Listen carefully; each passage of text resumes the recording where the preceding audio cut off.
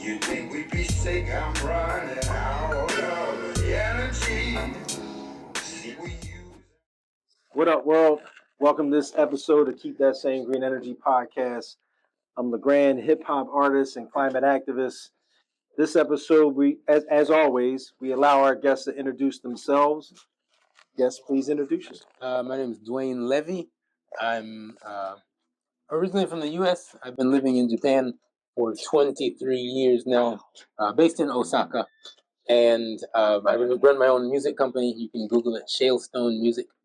I met LeGrand in 2009 when he first came to Japan, and we kept in touch. So, cool. So you led into my first questions. So usually I ask guests to how do you know LeGrand? What was your first impression? 2009. I probably looked a little different, a little lighter. Right. What did you think? Yeah, it's funny you mentioned that because the Professional, that album cover caught me. I was like, man, this guy is solid. Yeah. So he came performed at Tomboy. Was that it? Yeah. Tomboy. Right. Yep. Performed at Tomboy. Did a set, and from there I was like, man, this guy's cool. So yeah. Thanks. So with Dwayne, I mean, my first impression, it was I think Khalif was with you at the time as well too. Just it was just like your story, like, oh, okay, what made you come out here and do all this, and the fact that you were out here trying to help other artists. And 2000, and we'll talk about this in a moment, but like 2009 was a very different in terms of music, and we should talk about that a little bit. But like the idea of artists coming to another country to perform was, it was exciting. We had our misconceptions. We had our misconceptions of what the Japan environment was like. Big in Japan, yeah, right. So, but let's talk about that a little bit. What's the difference between what was going on in 2009? Because I think that was kind of like the transition period when a lot of Japanese artists were like, yo, we can do this ourselves. We don't have to import this stuff. Like, we can start making our own music. But give me a little bit of background on like the change, the dynamic between 2009 and now. Well, stepping back just a little bit, in the 1980s, it was the big in Japan, the Michael Jackson came over. Absolutely. And then in the 90s, the 80s in Japan, Japanese were just throwing money away like crazy. In 90s, the bubble broke and all that money spending stopped. Okay. But the whole concept of big in Japan continued. And it changed from big in Japan to Japanese doing it themselves. They loved R&B and the pop, and so Japanese musicians did it.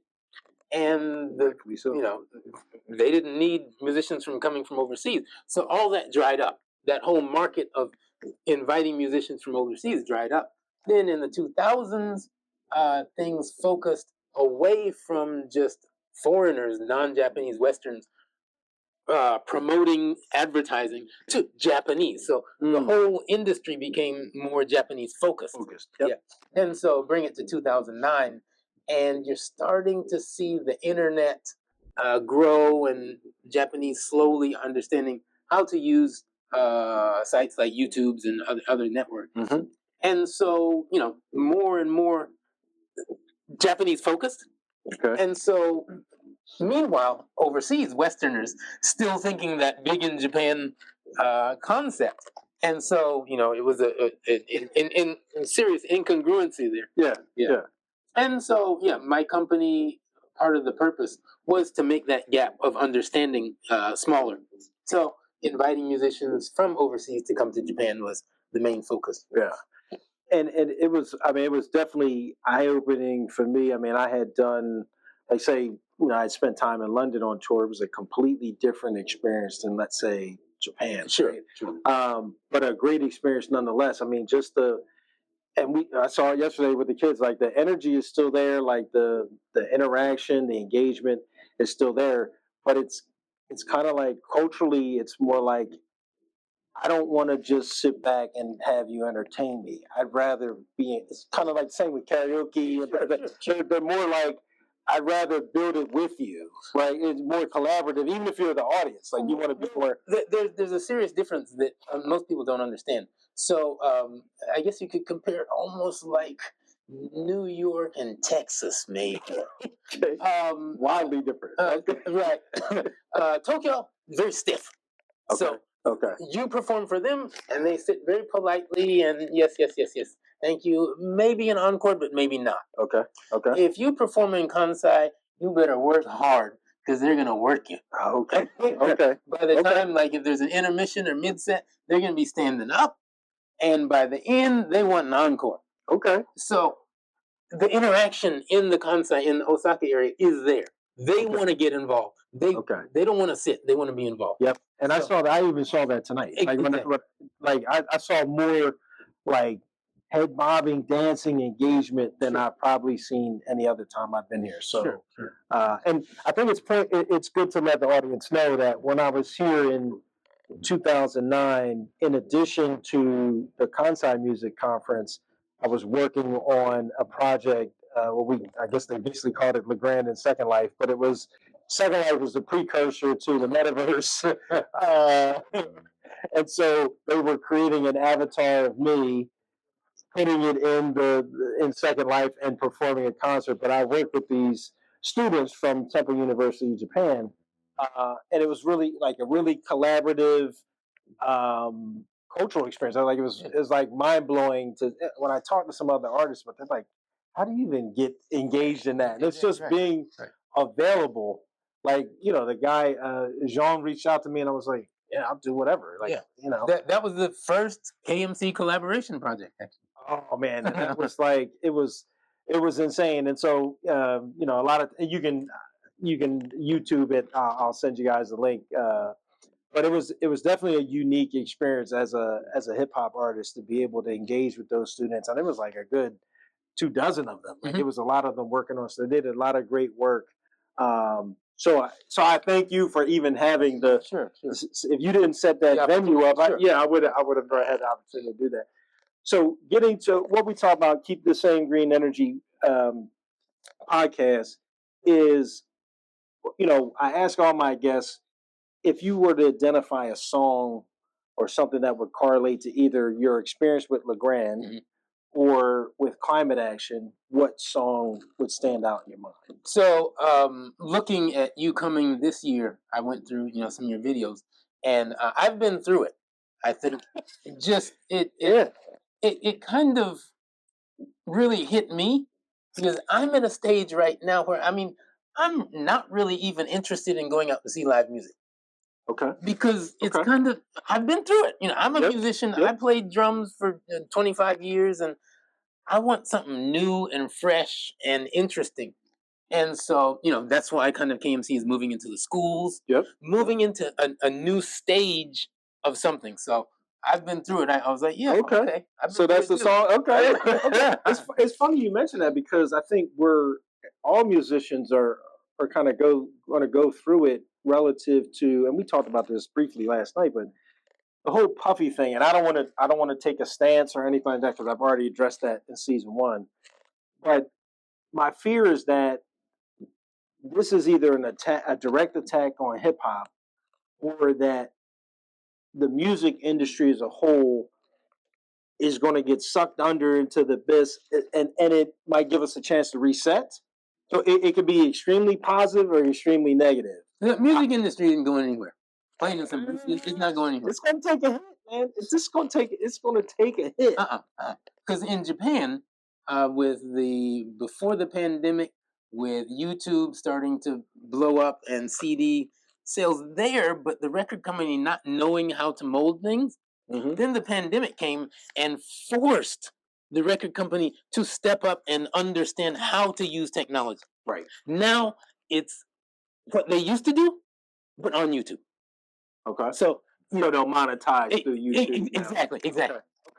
So they'll adjust. And I see that in the financial services industry as well. Like a lot of companies were still pushing paper and weren't necessarily forcing participants and people to go into the banks and stuff. Sure. Then the pandemic happened and people said, I'm not going to no bank.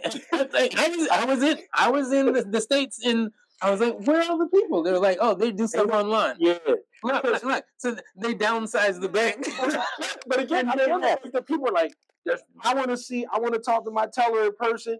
And then when COVID was out there, they said, I don't need to talk to him. I can talk to him on the phone or on my phone. I can do it. But it's the same thing with the music industry. Sure. What you're saying is how they're going to ship. Exactly. And I hope that's the case. But I was talking to an artist last night at the venue, and one of the things he said, it might be a reset. Like it might like the industry might just get out of the way enough for artists to be comfortable making that fresh new music that you're talking about, right? Because I think a lot of us, you're a musician, you've been in your creative space, and you made some stuff that you were like, yeah, I like this, but I don't think the world's ready. So you tuck it away. You say, somebody to come back to it. But I'll give you a quick example. So, like, my daughter's 12. Okay. Everything that's going on, focus on Japanese, other things. Everything that's going on TikTok and everything else is new, but the songs they're using are Earth, Wind, and Fire, September, and you know why they're using them? Why is that? The record companies don't. All they get is income. They don't have to put out any money. It's just you're just generating the revenue for them. Exactly. Why wouldn't they let you use it? Exactly. Yeah. It's brilliant. It's brilliant. I'll start putting some stuff out there. But and I didn't get a chance to talk to the guy last night about the distribution thing. Or is he here tonight? The Japan distribution guy. Oh no, he's not here. Okay. All right. So getting into climate action. This is season 2, so I'm gonna come at it a little bit differently because I know that you understand the SDG space, and I think we didn't get a chance to touch on that in season 1. So I'll just open it up to say, how do you feel we're doing maybe globally I think it was brilliant to identify these SDGs and make them a goal globally, but how do you think we're doing? And maybe specifically, let's just talk about 13. Let's just talk about climate action. Like you can go real broad and let's narrow it down. Well, I think you got a lot of experience in general for SDGs, and I'm going to focus on Japan specifically. Yep. In general, first off, Japanese is a top-down culture, so there's absolutely no grassroots activity. Okay. Nothing. Okay. July 20. It's all cascading down from. The government mandated that stores and supermarkets stopped using plastic bags in stores. Okay. So we're seeing that in one state. One state. Right. So from July 2022, plastic bags are gone. Okay. But you still have people over, with a little like fruit, small vegetable bags. Okay. And stuff. Okay. In, yeah. Okay. But now, having said that, again, it's top down. So the SDGs, be it climate change or gender equality or whatever, it comes from the company, and the company mandates that the employees do it, and then the employees do it. So there's no grassroots movement. There are no strikes or anything like that initiating from the ground. Everything comes from the top. The boss says we got to go. So this is what we're doing. Okay, well that's probably why Japan's leading. That's probably where they're leading in a lot of these efforts. In some of these, yes. Yeah. But because you have the big companies like Panasonic that are globally spread out. Yep. It's all about their name and being green and tied. Yeah. Okay. That's that's an interesting point. And just to clarify, we're talking about sustainable design goals, right? Sure. So, and one specific with climate action. So I've seen, and we talked about this briefly, so I want to get your opinion on it. There is some chatter about imposing a carbon tax on human beings, much the same as they would do like for cigarettes or alcohol. Right. So if your carbon footprint is above X, you've got to pay a premium in taxes or something like that.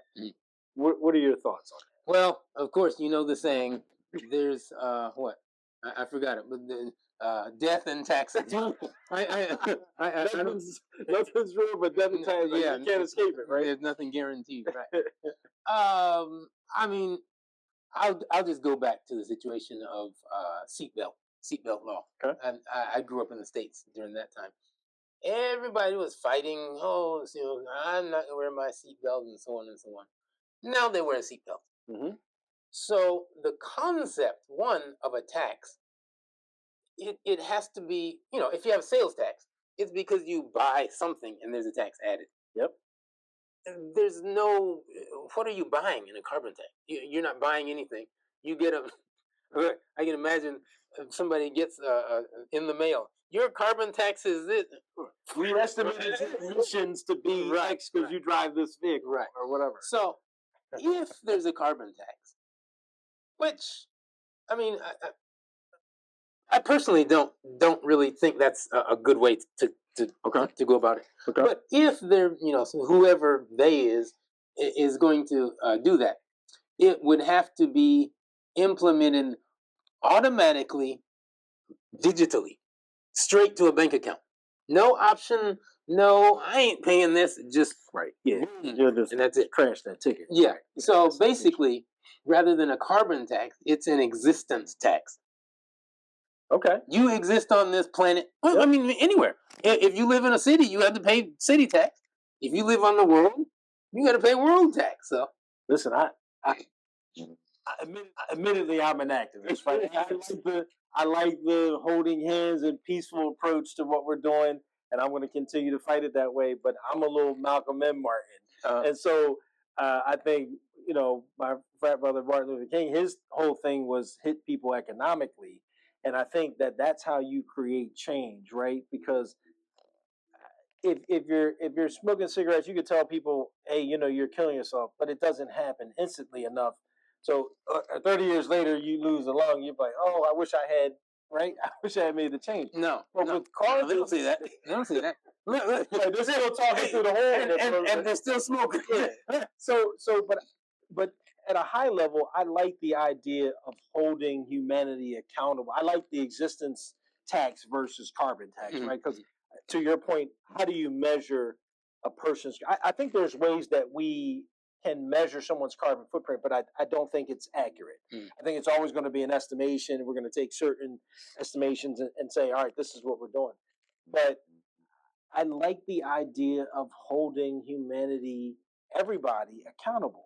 And so the one to do that is not they, it's Mother Nature. Yeah, but how can? Well, she's already holding us accountable. Exactly. Look, and that's the tax. You're buying a new car. You're buying a new house. You buying all your losing all your pictures and everything else. Yeah, she's already holding us accountable. Yeah. I again, as the activist side of me, I like, there's Twitter fingers out there, there's social media efforts, there's strikes, there's a lot of things that are very passive, and they all work to the goal. I'm very supportive of those. But the carbon tax was intriguing to me because, again, there's an extra layer of accountability, and it may be a revenue generator. And so for me, I think a lot of the reason why we can't make the inroads with infrastructure and, let's say, soil drawdown and big things is because of the money, right? Somebody can always say, well, this is going to cost us $1 trillion. Now, we gave Ukraine a third of that. Like, we gave Israel a third of that. But again, if this was a space race, we would have this solved. No, of course. Right. That's why I don't understand. Like, we're not competing with other countries to mitigate climate change. Because if we apply the same logic as a space race, we'd be winning. No, because the space race has I don't want to say an end goal, but has a vision, whoever is doing this, a vision of some way to make money, space travel or something, whatever. Okay. So there is a way to make profit off of space, space race or space travel or so on. Mm-hmm. But people don't see, if you look at, I guess, space race is a profit. Okay. because the person that gets there first is, And I don't know. I mean, some of the spoils, I guess. and sending people to the moon and Right. Oh, yeah. moon flights and other stuff. Yeah.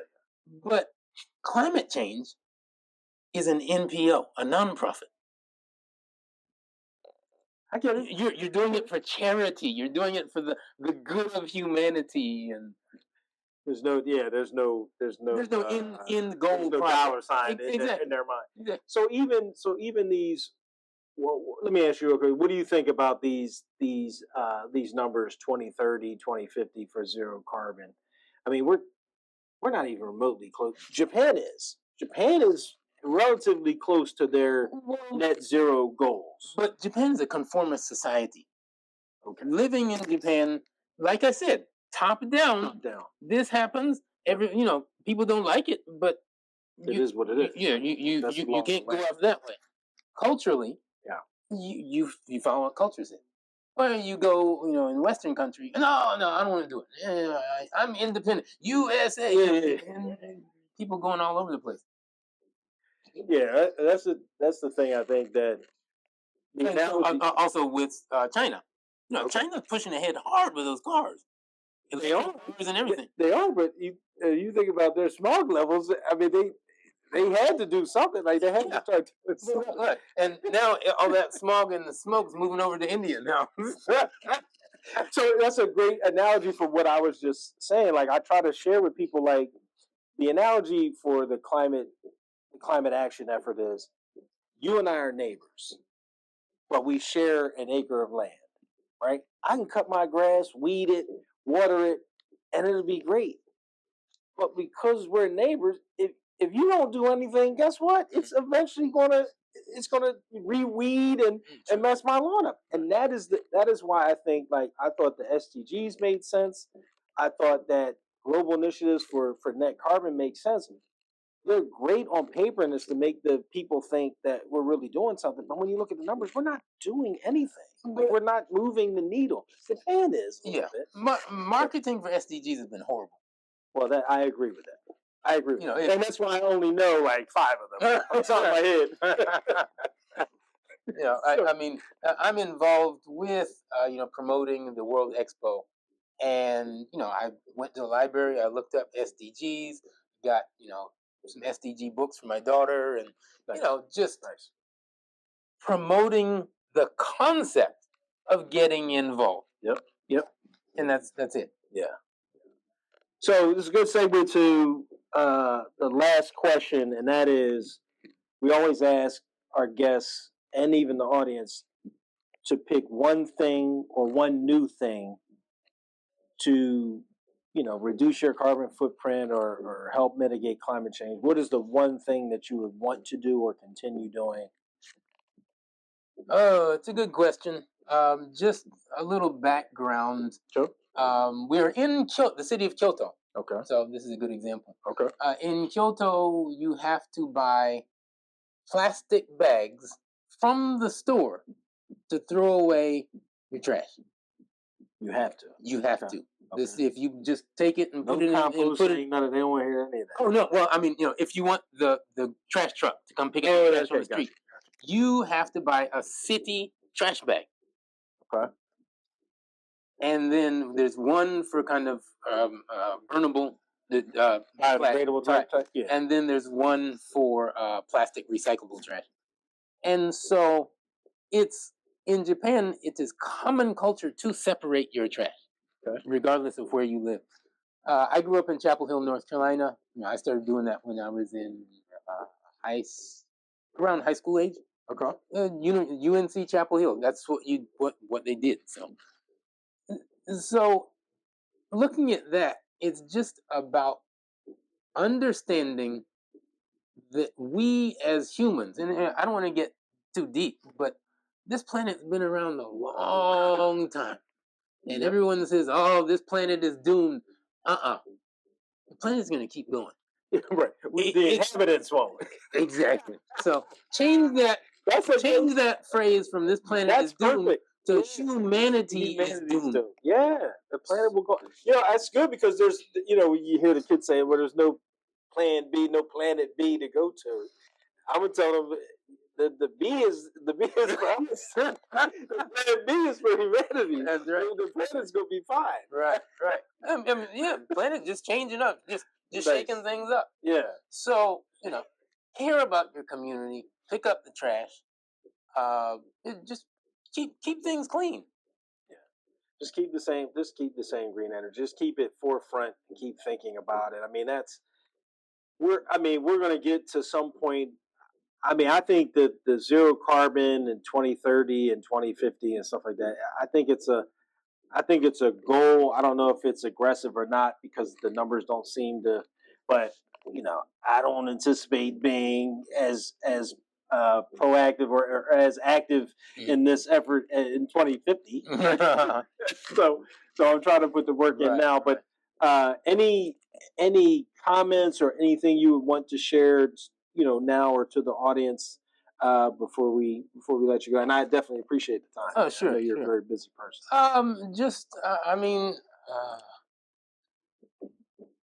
It's hard to say because I visited the U.S. In July, and I took a bunch of stuff to the landfill. Videotapes on chairs, everything, just throwing straight down. And in Japan, you can't do that. In Japan, if you have a chair you want to throw away, you have to pay money to throw it away. All furniture you have to pay to throw away. And that's your carbon tax. Kind of, I guess, yeah. It's your carbon tax. And so one of the first things that I recognize, and if you come to Japan, you'll see the place is clean. Oh, I mean, it's amazing. Beautiful. Osaka's There's amazing. very little trash. No homeless people. And there are very few trash cans too. Well, we should talk about that. Yeah. And so when I first came to Japan, I was like, wow, this is great, clean. Everything's great. I'd love to move here. I moved here, and I went cycling in the mountains. Okay. It's not the same there? Sofas, scooters, thrown down the mountain. No Some places in front of apartments. It's funny because look, one person puts like a chair out in front of the apartment in the street, and everybody starts to grow. It just grows and grows and grows. And then the city, the city has to come and pick it up, and then it stays clean for a little bit, and then one chair.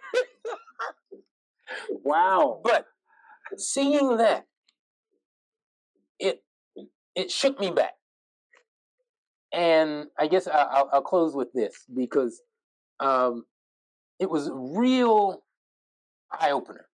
Mm-hmm. Regardless of where you go, people are people. You have geniuses, you have idiots, you have comedians, selfish people, disabled, whatever. Yep. The only difference between people around the world is how the culture influences their behavior. That's it. If you go to an Islamic culture, you got geniuses there, you got violent people, but the culture influences how they act. Mm-hmm. And so when I saw that couch and stuff, I was like, oh, Japanese are just like everybody else. It's just pull a Peter Griffin and try to take the couch. It's just how they do it. That's all. It's a good thing to close on, but I will add the landfill thing. And this is not a popular opinion by any stretch, but again, in the self-ownership part of it, I feel like recycling is bad from a climate activist to really say this, but the whole recycling thing, I would just rather everybody that these governments just allow people to just do the landfill themselves. Like just dig a hole ground, put your trash in, because all they're doing is taking it from you and putting it in the ground somewhere else. Well, just own it and just dig your own hole in the ground and put your stuff in there. Oh, in Japan, they're making shoes and shirts with plastic bottles and stuff. So listen, let them own the way that they want to recycle the stuff. I wish I knew the name of this Instagram person, but he does all these creative things to recycle stuff. But he fundamentally breaks the plastic down almost to like small pellets and powders and shred and stuff, and he weaves it all together. But I think I'll just close to say I think that we got to get to a point where that's why I like the carbon tax is the ownership, the accountability. each individual. I like the the humanity tax or the existence tax because it's a privilege for us to be on this planet. And I think we just need to own the privilege of staying here and keeping it clean and all that. But, yeah, we don't want it to look like when Homer was elected sanitation commissioner. You know where I'm going. Coming up out of the ground. Yeah.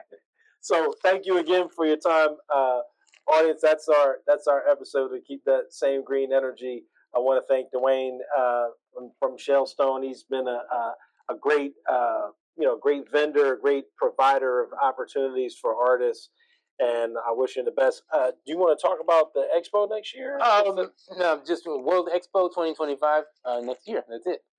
My company, Shellstone Music. If you're musicians out there, you're interested to come to Japan in 2025, just Google Shellstone Music and hit me up. Yeah, I'll try to put the link in there. I think I've already applied for next year. But nonetheless, folks, keep that same green energy.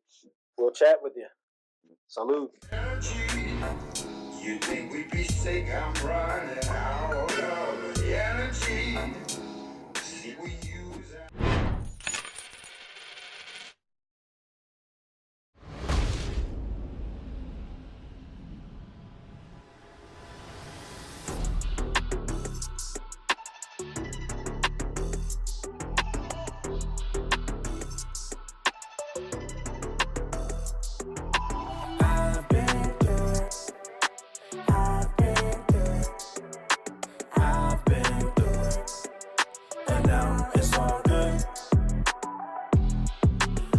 We gotta switch it up.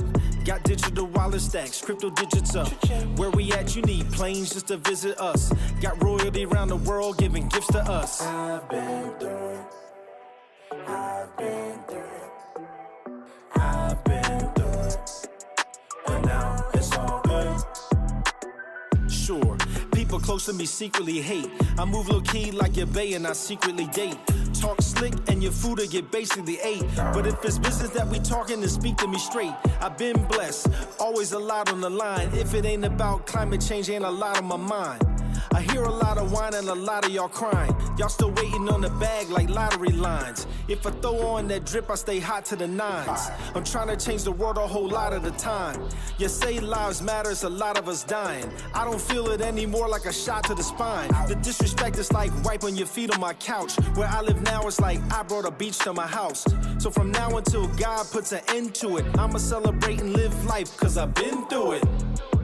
This year we gotta switch it up. Got digital wallet stacks, crypto digits up. Where we at, you need planes just to visit us. Got royalty around the world giving gifts to us. I've been through it. I've been through it. No, I've been through it. I've been through it. And now it's all good. Empezado, tenando que bregar duro. Ahora encanto mi futuro. Espero que ir a los viajes grandes, las mujeres hermosas, a lo buscante. Si quieren un chino, llevan las panties. Saben, tengo un chin como elefante. Tengo más, pero ahora bastante. Nada más empezado, me voy adelante. Regreso al inglés. When you're in the metaverse, come and shop at my place.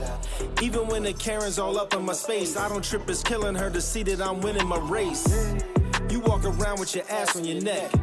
I'm just trying to help, so just pass me the check.